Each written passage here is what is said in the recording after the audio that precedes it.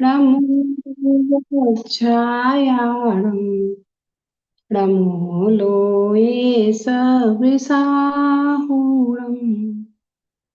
बारह अंक किच्छा बियलिये मले मूण दंसिणो तिलिया विविहे वरे चरणे भूषा पसियउ सुय देव्या सुइरम् जयौ धर सेणिणाहो जीण महाकम पयणि पाहुड सेलो बुद्धि से रेणुधरियो समप्पियो पोफे अंतस्य पड़मह कई भूए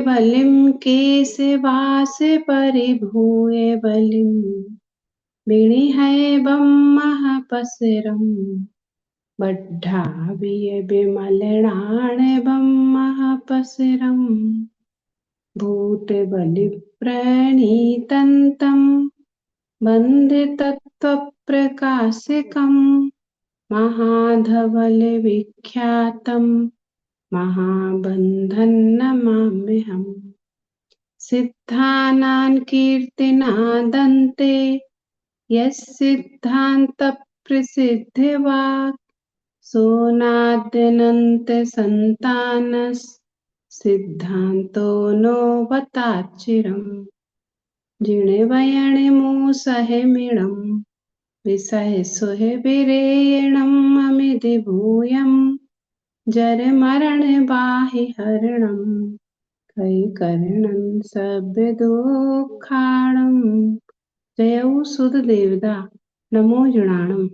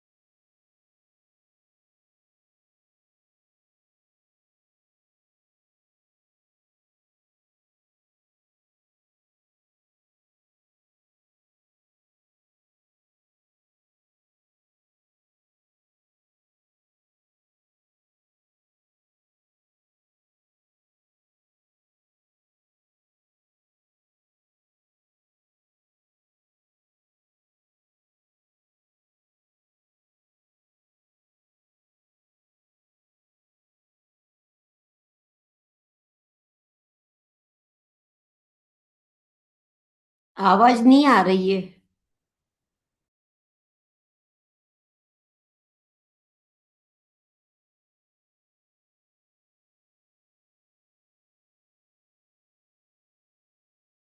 अरे अच्छा, पाठ है, स्टार्ट। पंच परमेष्ठिभ्यो नमो नमः। आचार्य श्री सत्यदेव स्वामी द्वारा प्रदत्त ज्ञान लिपिबद्ध करने वाली आचार्य श्री पुस्तक अंतर्भूतवादी स्वामी द्वारा दर्शन प्रथम श्रुति स्कंद ग्रंथाधिराज छठ खंड। इनके छठे खंड महाबंध की तीसरी पुस्तक के माध्यम से स्थिति बंध के अंतर्गत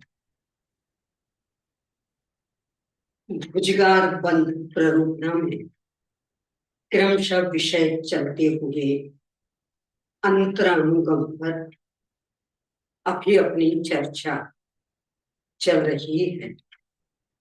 इसमें भी क्रमशः विषय आगे बढ़ते बढ़ते मुख के बाद में आदेश के अंतर्गत सम्यक्त मार्गना में औषमिक सम्यक दृष्टि जीवों संबंधी कर्म प्रकृतियों में अंतरानुगम की क्या स्थिति है, इस पर अभी अपनी चर्चा चल रही है।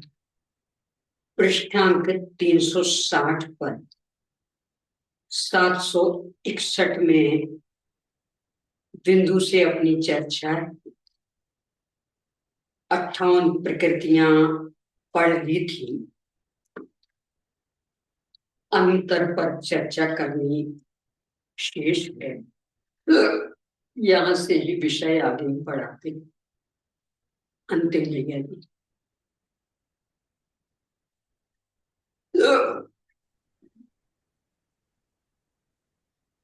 क्रमांक 761 उपशम सम्यक दृष्टि जीवों में 5 ज्ञानावरण समचतुर संस्थान आदि 58 प्रकृतियों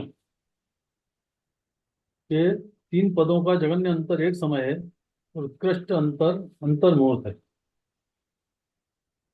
ये 58 प्रकृतियों में 2 भुजगार के बीच में एक अवस्थित, 2 अल्पतर के बीच में अवस्थित और 2 अल्पतर के बीच में भुजगार या अल्पतर और उत्कृष्ट अंतर अंतर्मुहूर्त है। तो उत्कृष्ट अंतर इसमें आएगा 2 भुजगार के बीच में अवस्थित अंतर्मुहूर्त के लिए, 2 अल्पतर के लिए अवस्थित अंतर्मुहूर्त के लिए और अवस्थित में इसमें दीदी चढ़ाना श्रेणी चढ़ाएं उपशम में। उपशम में श्रेणी अवस्थित के बाद अवस्थित हुआ, उसके बाद उपशम श्रेणी चढ़ेंगे। ऊपर उपशम श्रेणी चढ़ के वापस जब मुनिराज जी नीचे आएंगे तो वहां पे यह अवस्थित का अंतर्मुहूर्त हो जाएगा, भुजगार या अल्पतर का अंतर होगा। अवस्थित चढ़ते समय अंतर्मुहूर्त जब 11वें गुणस्थान में रहेंगे ना अंतर्मुहूर्त के लिए, तब तक इनका बंद ही नहीं करेंगे, वो अंतर्मुहूर्त अंतर होगा। है ना? चढ़ते हुए भुजगार वो अल्पतर करेंगे, उतरते हुए भुजगार करेंगे, लेकिन अवस्थित का जो अंतर्मुहूर्त निकलेगा वो जो 11वें गुणस्थान में वो अंतर्मुहूर्त तक रहे ना, तब ना भुजगार हो रहा, ना अल्पतर हो रहा, ना अवस्थित हो रहा वहां पे, तो वो अंतर्मुहूर्त होगा। अच्छा, इसको विस्तारित जो करेंगे हम कि यहाँ से उत्तर अवस्थित हुआ, अवस्थित के बाद श्रेणी चढ़े मुनिराज जी तो 11वें गुणस्थान में गए, वहां पे अवस्थित होता रहा, भुजगार अल्पतर नहीं हुआ। वापस जब उतरे तो उस टाइम में अल्पतर हुआ। अवस्थित भी नहीं हुआ, 10वें गुणस्थान तक बंद हो रहा था ना, तब तक भुजगार अल्पतर और अवस्थित ही हो रहे थे। 11वें गुणस्थान में जाते ही ना भुजगार हो रहा था, ना अल्पतर हो रहा था, ना अवस्थित हो रहा था। तो जो 11वें गुणस्थान में जो वो अंतर्मुख तक रहे थे, तो वो अंतर हो गया, और वापस जब उतरे तो फिर बंद करने लगे। अच्छा। तो जो 11वें गुणस्थान में अंतर्मुख तक रहे वो अंतर हो गया। अवस्थित का हाँ, तो भुजगार और अल्पतर में तो अवस्थित अंतर्मुहूर्त पे चलेगा। भुजगार, 2 भुजगार के बीच में अवस्थित और 2 हम्म, अल्पतर के बीच में अवस्थित। हम्म। नहीं, अवस्थित का अभी भी समझ में नहीं आया मेरे को। यानी मुनिराज जी 8वें 9वें गुणस्थान से 8वें के बाद 7वें से चढ़े, 8वां 9वां 10वां 11वां, तो यहाँ तक तो बंद, यार 10वें तक तो बंद चल रहा था मुनिराज जी का। 11वें में जैसे ही चले तो बंद रुका, तो वहां पे न तो भुजगार हुआ, ना अवस्थित हुआ, ना अल्पतर हुआ। तो यहाँ वापस जब उतरे, वापस उतरे तब बंद करा ना। वापस उतरे बंद करा, तो अवस्थित कहाँ से स्टार्ट, कहाँ से होगा, तो 2 का अंतर वो कैसे लाएंगे? अवस्थित 10वें गुणस्थान में मान लो उन्होंने अल्पतर करके अवस्थित हुए, वही रुक गए। अच्छा। 11वें गुणस्थान में गए तो वहां अवस्थित भी नहीं था। वापस जब 11वें गुणस्थान से आए, तब फिर जब उन्होंने भुजगार करके फिर जब अवस्थित करा तो वो अंतर। यानी यहाँ पे आके अवस्थित 10वें गुणस्थान में आके अवस्थित भी बंद हुआ, यानी बंद जो खत्म हुआ, यहाँ पे एक तरह से अवस्थित हो गया 10वें में, तो नहीं, भुजगार बंद ही अल्प नहीं हो रहा ना, अब तो बंद ही नहीं होएगा ना, 11वें बंद नहीं, गुणस्थान में चले जाएंगे तो बंद ही नहीं होएगा। नहीं 10वें के अंतिम तक समय तक, हाँ, वहां तो। वहां तक तो बंद रुका, बंद होगा। जैसे हम्म, 11वें में गए तो हम्म। उस समय के अंदर वो अवस्थित चालू हुआ, तो फिर बाद में 11वें में बंद, 11वें में न तो अवस्थित हुआ, न अल्पतर हुआ, ना भुजगार हुआ। जब वापिस नीचे उतरे मुनिराज जी, तब वो अवस्थित चालू हुआ, तो वो अंतर आ जाएगा अंतर में। आपकी जो समस्या अवस्थित शब्द का अर्थ हाँ, ध्यान में ले लीजिए। अवस्थित यानी उसी स्थिति में बने रहना। हाँ बराबर। तो 10वें के अंत में जो स्थिति रही,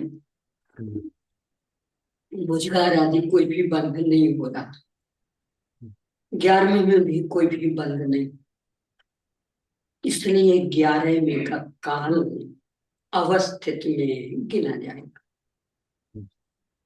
यानी वही स्थिति बनी रही, नवीन कुछ भी अंतर नहीं पड़ा। 11वें में तो दीदी मेरे तो समझ में आया, 11वें में अवस्थित कुछ भी नहीं हुआ, ना तो अवस्थित हुआ, ना अल्पतर हुआ, ना भुजगार हुआ। ये पर 11वें को अवस्थित में गिनेंगे, अच्छा 11वें को अवस्थित में गिनेंगे, फिर अंतर नीचे हाँ, फिर नीचे उतरेंगे तो बंद चालू हो जाएगा, तो वहां पे भुजगार या अल्पतर होगा। अवस्थित में नहीं गिनेंगे, 11वें को अवस्थित में नहीं गिनेंगे, वो अपने को बंद का अवस्थित लेना है। ऐसे वो समान रहेंगे, लेकिन अपने बंद तो 10वें तक ही है ना। हाँ, तो बंद की अपेक्षा भुजगार और अल्पतर और अवस्थित मतलब उतनी उतनी उतनी स्थिति को बांध रहे हैं। लेकिन अब यहाँ तो 11वें में कोई चीज बांध ही नहीं रहे, हाँ वो जी। सब तो यहाँ उपशमित पे हो गई है। तो तीनों तीनों उपशमित हो गया। हाँ, तो वहां पे तो कुछ भी तीनों पद नहीं है, ना भुजगार है, ना अल्पतर है, ना अवस्थित है। हम्म। तो 10वें में जहां उन्होंने अवस्थित करा, उसके बाद 11वें में तो कुछ था ही नहीं। वापस जब उतर के आए, फिर जब उन्होंने भुजगार करके अवस्थित हुए, तो हाँ, वो अब अंतर है। वो अंतर आएगा, ठीक है।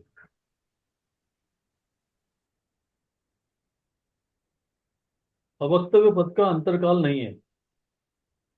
यहाँ पे अवक्तव्य पद का अंतरकाल इसलिए नहीं होगा कि यानी अवक्तव्य तो बनेगा, पर अंतरकाल इसलिए नहीं बनेगा कि ये उपशम श्रेणी से जैसे ही नीचे उतरेंगे तो इसमें उसका मार्गना चेंज हो जाएगी।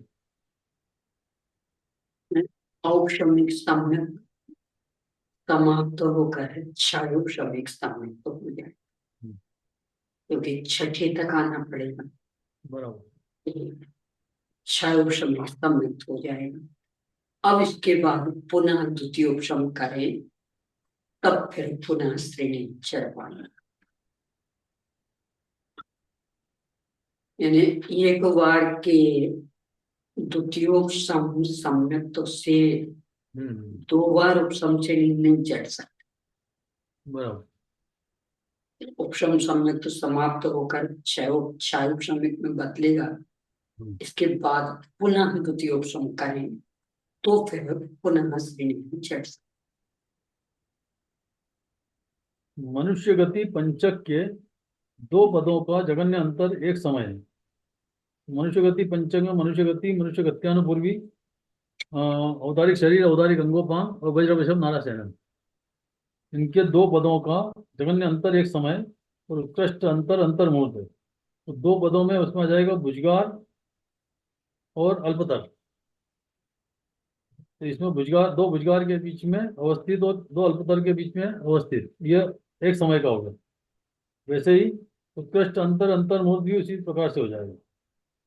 अवस्थित पद का जघन्य अंतर एक समय और उत्कृष्ट अंतर दो समय है, तो ये वही स्व स्थान में ही हो जाएगा। यानी एक समय का तो अवस्थित वहीं पे होगा और उत्कृष्ट अंतर दो समय है, तो अवस्थित पद का दो समय, यानी ये हो जाएगा भुजगार में दो समय हो जाएगा अवस्थित का, भुजगार या अल्पतर में। अवक्तव्य पद का अंतरकाल नहीं है, यहाँ भी वही चीज होगी। यहाँ पे अवक्तव्य तो बनेगा पर अवक्तव्य का अंतरकाल नहीं बनेगा, क्योंकि वहाँ मार्गना चेंज होगी। ताता आदि लेकिन 12। ये द्वितीय मनुष्य गति पंचक का बंध चूंकि देवलोक करेंगे, तो ये द्वितीयोपशम सम्यक्त में संभव होगा। क्योंकि जो द्वितीयोपशम सम्यक्त में मरकर जो देव में गए हैं, वो मनुष्य गति पंचक का बंधक शुरू करेंगे, तो अवक्तव्य पद तो बनेगा, लेकिन उनका उत्तर नहीं बनेगा। नहीं, फिर से दीजिए एक बार फिर से।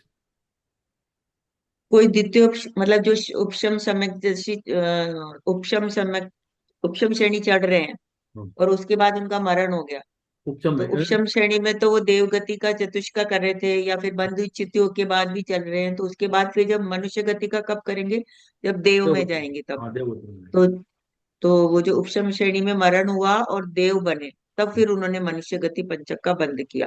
तो जब पहली बार बंद किया वो तो अवक्तव्य तो हो गया, लेकिन दोबारा नहीं होगा, क्योंकि उपशम समय का तो काल ही अंतर्मूर्त, और वैसे भी वहां तो पूरे काल तक मनुष्य गति पंचक का बंद होता रहता है, इस तरह। दाता आदि 12 प्रकृतियों का भंग ओग के समान है। ये जाएगा 340, पेज 340।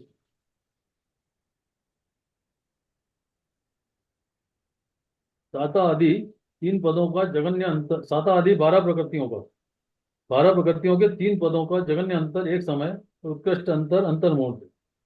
यानी भुजगार और अल्पतर, दोनों भुजगार के बीच में एक अवस्थित, दो अल्पतर के बीच में अवस्थित, और दो अवस्थित के बीच में अल्पतर या भुजगार। जैसे उत्कृष्ट अंतर्मूर्त भी इसी प्रकार आएगा तीनों के बीच। अवक्तव्य पद का जगन्य और उत्कृष्ट अंतर अंतर्मूर्त है, तो ये प्रतिपक्षी के हिसाब से हो जाएगा अंतर्मूर्त। श्रेणी के हिसाब से भी हो अवक्तव्य जाएगा, क्योंकि श्रेणी में चढ़े और इनका श्रेणी बंद चढ़े। नहीं करे। हाँ तो श्रेणी के श्रेणी, हिसाब से भी हो जाएगा, क्योंकि सात आदि प्रकृतियां जो है प्रशस्त प्रकृतियां, उनका श्रेणी में जब बंद विच्युति हो गई उसके बाद फिर से करने लगे तो अंतर हो ऊपर से आके वापिस आने लगे। गया। ये दोनों दोनों तरफ से हम बोल सकते हैं।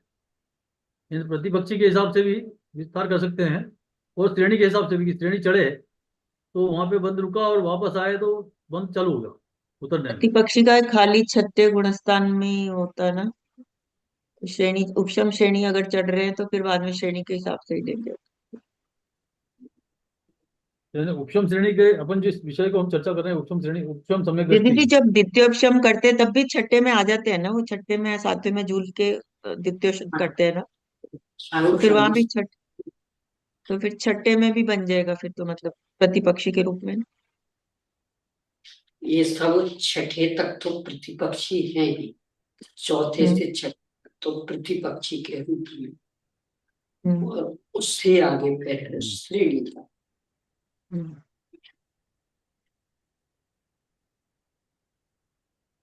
तो पर इसमें दीदी जो चौथे से छठे आपने ये बताया, तो उपशम श्रेणी तो अपनी चढ़ती है 8वें के बाद, 8वां 9वां 10वां 11वां। ये सम्यक्त्व की चर्चा है, औपशमिक सम्यक्त्व। औपशमिक सम्यक्त्व चौथे से 11वें। हम्म, हम्म। अच्छा, इसलिए वो सब। चौथे तक तो सब प्रतिपक्षी प्रकृतियां भी बंद रही, हम्म, इससे आगे फिर उपशम श्रेणी श्रेणी, की। श्रेणी के अपेक्षा, तो दोनों अपेक्षा से अपन ले सकते हैं। इसी प्रकार आहारक दिक् का भंग है। तो आहारक दिक् का तो 7वें 8वें स्थान में, और वापिस छठे में आए तो वो बंद रुका, 8 में से तो नहीं, फिर 7वें में गए।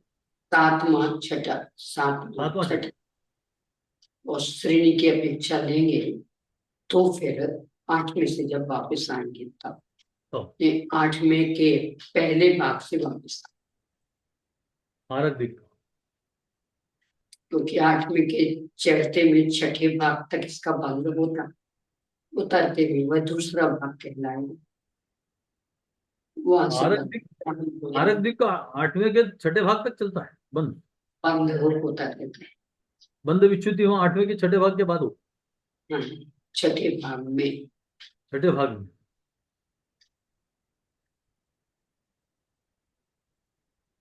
तो इसको हम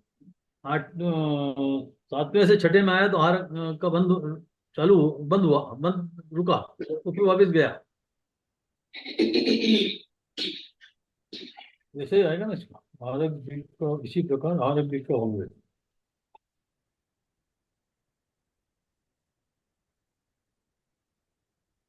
इसी प्रकार आहारक दिक् का है ना, ये इसी प्रकार आहारक दिक् का मतलब साता आदि के हिसाब से चलाएंगे ना इसको। हाँ जी, हम्म, ठीक।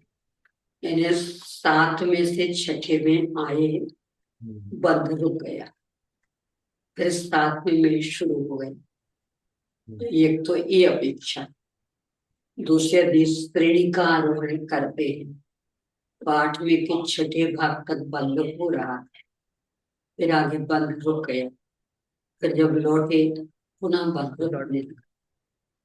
तो वो जो श्रेणी चढ़ाएंगे उसको अंतर्मुहूर्त बता देंगे।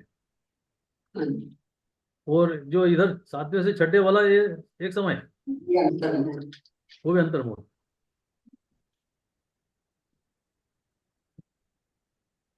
तो नहीं, फिर इसमें तीनों पदों का जगन्य अंतर्मुहूर्त तो एक एक समय वाला वही चलेगा, भुजगार और अल्पतर वाला, दो भुजगार के बीच में अवस्थित हाँ जी, ये तो वही। सातवें में भी, हम्म, दो स्थान पे सातवें के। में एक समय दो समय तो सातवें में भी बनेगा। हम्म और अंतर्मुहूर्त के लिए या तो सातवें से छठे में आए या हम्म। फिर स्त्रीण में चले। बिंदु क्रमांक 762।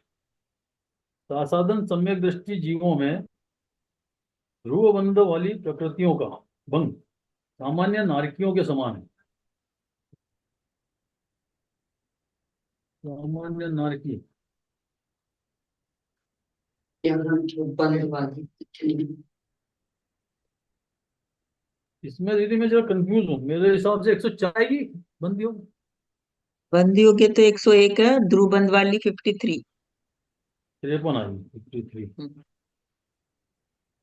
ये किस हिसाब से लेंगे? 53, 47 तो हो गई।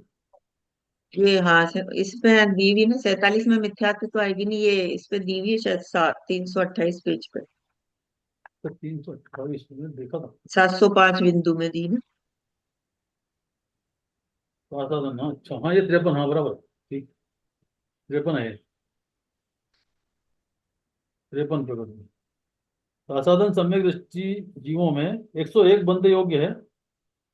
ध्रुवबंध वाली प्रकृतियों का भंग सामान्य नारकियों के समान है। सासाधन, ये पेज नंबर 342 पे 734 नंबर क्रमांक। सासाधन सम्यक दृष्टि जीवों में ध्रुवबंध वाली प्रकृतियों के भुजगार और अल्पतर, 53 ध्रुवबंध वाली प्रकृतियों के भुजगार और अल्पतर पद का जघन्य अंतर एक समय है और उत्कृष्ट अंतर अंतर्मुहूर्त। तो ये वही दो भुजगार के बीच में अल्पतर, दो अल्पतर के बीच, दो भुजगार के बीच में अवस्थित, दो अल्पतर के बीच में अवस्थित और दो अवस्थित के बीच में अल्पतर, अल्पतर या भुजगार। अवस्थित, अवस्थित का आगे आ रहा है, अवस्थित का आगे आ रहा है। हाँ ये दो दो पद का ही है, भुजगार और अल्पतर है। अवस्थित पद का जघन्य अंतर एक समय और उत्कृष्ट समय दो समय। तो अवस्थित का एक समय तो हो जाएगा उसी स्व स्थान में, और दो समय हो जाएगा अवस्थित का एक समय तो हो गया ही स्व स्थान, और उत्कृष्ट अंतर दो समय।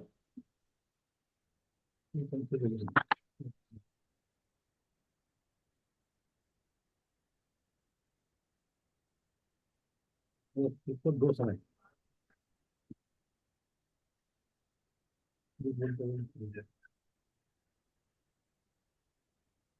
उत्कृष्ट अंतर दो दो समय, यानी इसका अंतिम उसमें नहीं नहीं आएगा। दो अवस्थित के बीच में एक या दो समय के लिए भुजगार या थोड़ा अल्पतर कंफ्यूज है। कुछ, दो अवस्थित के बीच में दो समय के दो लिए समय, एक भुजगार कर, समय। दो समय के लिए भी कर सकते हैं ना भुजगार, एक समय के लिए भी कर सकते हैं, दो समय के लिए भी कर सकते हैं, तो एक समय का अंतर हाँ, भी आ सकता है, दो समय का अंतर भी आ सकता है, इस तरह से वो दो समझ गया। अवस्थित के बीच में भुजगार या अल्पतर कोई भी कर। भुजगार या अल्पतर, एक समय या दो समय दोनों। तो इसका इस तरह से क्यों बार बार बताना है? इसको एक समय या दो समय क्यों बताते हैं, एक ही बार में क्यों नहीं बताना है आचार्य जी? क्योंकि इनका काल ही मतलब इतना ही है ना, मतलब मिनिमम एक समय और उत्कृष्ट दो समय। इनका काल हम्म भुजगार का और उनका स्वस्थान में काल ही दो समय का होता है। तो जब एक पर्याय से दूसरे पर्याय में जाते हैं तब 3 समय या 4 समय होता है, 4 समय भुजगार का और उसका। पर स्वस्थान में जब भी करेंगे तो 2 समय के लिए भुजगार उत्कृष्ट होता है, 2 समय के लिए ही अल्पतर उत्कृष्ट होता है, और मिनिमम एक समय के लिए होता है, इसलिए 1 समय और 2 समय लेते हैं। तो यानी जघन्य करेंगे तो 1 समय के लिए करेंगे, उत्कृष्ट करेंगे तो 2 समय के लिए करेंगे, भुजगार या अल्पतर कुछ भी एक दो मेरे को प्रश्न अवस्थित के। कल से उठ रहा था, नहीं कल से मैं रात को भी बैठा था तो दिमाग उठा कि अपने परिणामों की जो हलन चलन खूब होता है, यानी हर प्रति समय क्या है ना, हर पल पल जो परिणाम ऊपर नीचे चल रहे हैं, कभी अच्छे हो जाते हैं, कभी बुरे हो जाते हैं, कभी एक शरीर के थोड़ी सी देर के लिए, थोड़ी सी देर है ना, एक फ्रीक्वेंसी ऑफ सेकंड्स, एक शरीर के तो कहीं रुकते ही नहीं अपन लोग। तो वो परिवर्तन इसी को अपन उतार सकते हैं, इसको भुजगार अवस्थित अल्पतर में। परिवर्तन प्रति समय हो रहा, अपने ज्ञान में उन्हें जानने की सामर्थ्य नहीं है। तो जब पल भर तक चलता रहता, इन सेकंड या मिनट तक चलते रहे, बीच में बदल गए भी, तो ये अपन पकड़ पाते हैं। मूल में वस्तु स्वरूप से देखें, प्रति समय परिवर्तन हो रहा है। यानी पहले समय की कषा दूसरे समय जैसी नहीं है। ऐसा सब भावों में निकाली है। मैंने अपने, यदि इसको अपने अपने जीवन में भी उतार, मैंने वैसे तो सर्वज्ञ भगवान ही समझते हैं इस चीज को, तो केवल ज्ञानी, पर हम भी इसको अपने हिसाब से समझ सकते हैं कि कैसे कैसे परिणाम को हम कंट्रोल करें। इससे सीख यह लेना है कि चूंकि ये परिवर्तनशील, इसलिए विश्वसनीय नहीं है। इनका विश्वास नहीं करना। जो शाश्वत तत्व है वह अपरिवर्तनशील, इसलिए वह विश्वसनीय। पर्यायों में से किसी में भी आसक्त नहीं होनी, क्योंकि ये हमेशा धोखा देंगे। अब ये अच्छे लग रहे, थोड़ी देर बाद बुरे हो जाएंगे। अभी बुरे लग रहे, थोड़ी देर बाद अच्छे हो जाएंगे। इनका विश्वास नहीं करना। मैं भगवान आत्मा, बस इसी के ऊपर ध्यान रखूंगा। मैं शाश्वत शुद्ध, कोई भी अभी जिस संसारी अवस्था में हम लोगों को कोई बुरा कहता है, कोई अच्छा कहता है, यानी एक आधे घंटे पहले तो अच्छी बात कर रहा था हमारे लिए, आधे घंटे बाद बुरी बात करना चालू कर देता, वही एक समय के लिए अच्छा है। कोई स्थायी शत्रु या मित्र नहीं होता। तो किसी को भी स्थायी शत्रु मित्र नहीं समझना।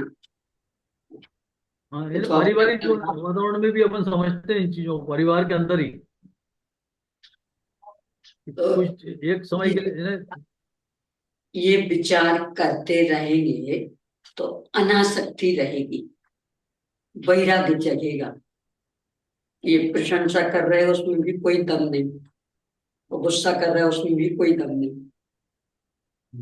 क्षण भर पहले गुस्सा, फिर क्षण भर बाद प्रशंसा, फिर क्षण भर में गुस्सा, फिर क्षण भर में प्रशंसा। ये तो यही है। ये चलता रहता है। इसलिए ना किसी को प्रशंसा करने वाला मानना और ना किसी को गुस्सा करने वाला मानना, दोनों में ही समभाव रख, क्योंकि इन बदलाव में दम नहीं। अपने भी संभव रखें और सामने वाले के प्रति भी अपने को क्रोध या आज से उस तरह का भाव नहीं आवे, अपन समता ही रखें, कोई भी जीव समझे बस, जब ये भी इस शाश्वत रूप आत्मा है। में तो क्रोध जागृत नहीं होगा। यानी पानी में लहरें उठती, कभी ऊंची हो जाती, कभी नीची हो जाती, ये उसका स्वभाव ही। तो देख करके बस समता रहती कि ये तो इसका स्वभाव है। ऐसे इन अवधिक भावों का स्वभाव, कभी मंद कभी तीव्र, तो इनको देख करके कोई निर्णय नहीं लेना, ना अपने संदर्भ में और ना दूसरों के संदर्भ में, क्योंकि अपने भी स्थिर नहीं, दूसरों के भी स्थिर नहीं। जो शाश्वत तत्व है वह स्थिर, तो निर्णय उसके बल पर लेना, अपना भी हो दूसरों का भी। वह हमेशा एक जीवत रूप, उसमें कभी परिवर्तन नहीं होगा। तो हमेशा समता रहेगी, अनासक्त भाव रहेगा, वैराग्य जगेगा। पर्याय मात्र से, संयोगों से, संयोगी भावों से विरक्त रहेंगे। ये तो आना जाना लगा रहता, चलता रहता, उसमें कोई दम नहीं। दीदी जी अपने भावों को संभालते रहे। फिर ऐसा कहते हैं कि अंत समय भी परिणामों को सुधरना चाहिए, और अगर परिणाम बिगड़े तो वैसी गति हो जाएगी। तो सुधार अगर का मान लो उपाय यही है कि अपने को शाश्वत तत्व देखें। और देख रहे हो, मान लो लास्ट में बेहोश हो गए या कुछ हो गया तो फिर क्या करेंगे? तो वो अपने हाथ में ही नहीं, उसे भी समता से स्वीकार करें कि ज्ञान थोड़ी समाप्त हो गया, तो जो अंदर संस्कार बना लिया था मैं शाश्वत तत्व, ये तो बेहोशी में भी चलता रहता, कोमा में भी चलता रहता। इसलिए इसका दृढ़ संस्कार डालें, यानी परिणमन मात्र से भेद विज्ञान, कि हम किसी भी परिणमन से कोई भी धारणा नहीं बनाएंगे, ना अपने संदर्भ में और ना दूसरों के संदर्भ में, किसी भी परिणमन से। तो धारणा किससे बनाना? शाश्वत तत्व से। शाश्वत तत्व हमेशा एक था, इसके संस्कार दृढ़ करना। मैं अपरिणामी तत्व, मैं ध्रुव तत्व, मैं शाश्वत तत्व, कोई भी परिणमन मुझे रूप नहीं, मैं उससे प्रभावित होने वाला नहीं और टिकने वाला नहीं। इसलिए उसके आधार से कोई भी धारणा नहीं है मेरी।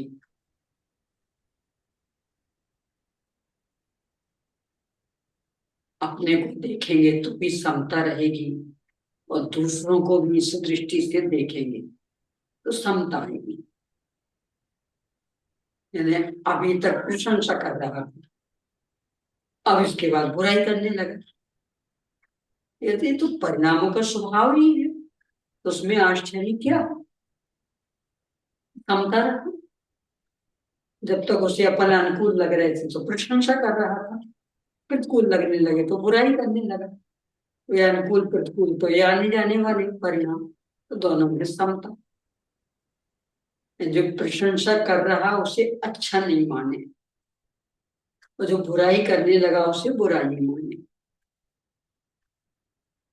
सुख दुख में हम समता धारे, कहीं अचल जिमि सदा अटल।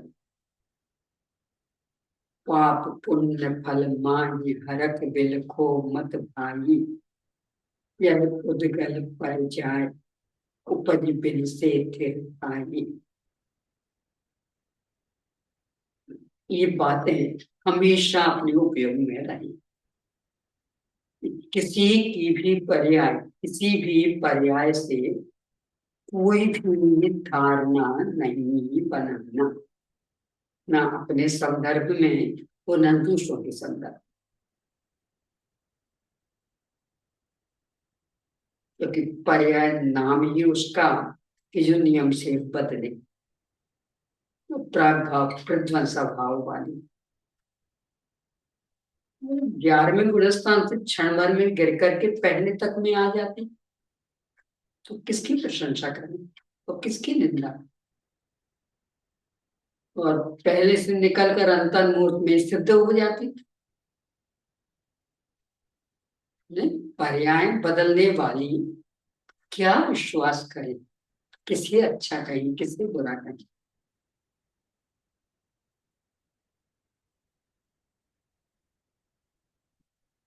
हाँ जी, इसलिए लता बहन